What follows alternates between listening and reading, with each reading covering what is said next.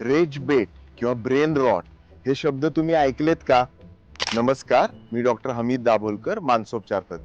Oxford डिक्शनरीनं या वर्षीचा word of the year म्हणून रेज बेट या शब्दाची निवड केलेली आहे. आता मानसिक आरोग्याशी याचा काय संबंध? मराठीमध्ये सोप्या जर समजून घ्यायचं झालं तर रेज बेट म्हणजे कळा लावणं किंवा दुसऱ्याला उचकवणं, जे इंटरनेटवरती समाज माध्यमांवरती प्रचंड मोठ्या प्रमाणात होताना आपण बघतोय.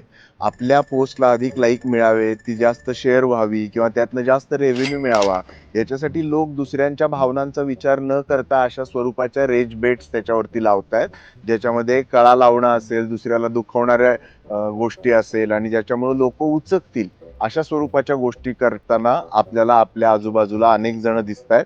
आपण देखील कदाचित त्याच्यामध्ये सहभागी असू. तुम्हाला गंमत वाटेल की मागच्या वर्षीचा ऑक्सफर्डचा वर्ड ऑफ द इयर हा ब्रेन रॉट होता.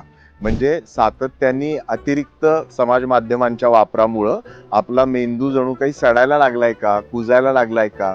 तर आपल्या दैनंदिन जीवनामध्ये समाज माध्यम किती गंभीर पद्धतीनं घुसखोरी करताय हे समजून घेण्यासाठी हे आवश्यक आहे.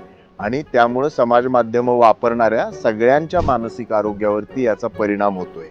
ज्यांच्या बाबतीमध्ये हे केलं जातंय ते लोक तर त्याला सफर होतातच आहेत, परंतु जे हे लोक करतायत त्या लोकांच्या आयुष्यामध्ये देखील मानसिक अस्वस्थता याच्यामुळे निर्माण होतीये. त्यामुळं आपला जर ब्रेन रॉट व्हायचा नसेल, म्हणजे कुजायला नको असेल, तर रेज बेट सारख्या गोष्टींपासून आपण सगळ्यांनी दूर राहायला पाहिजे.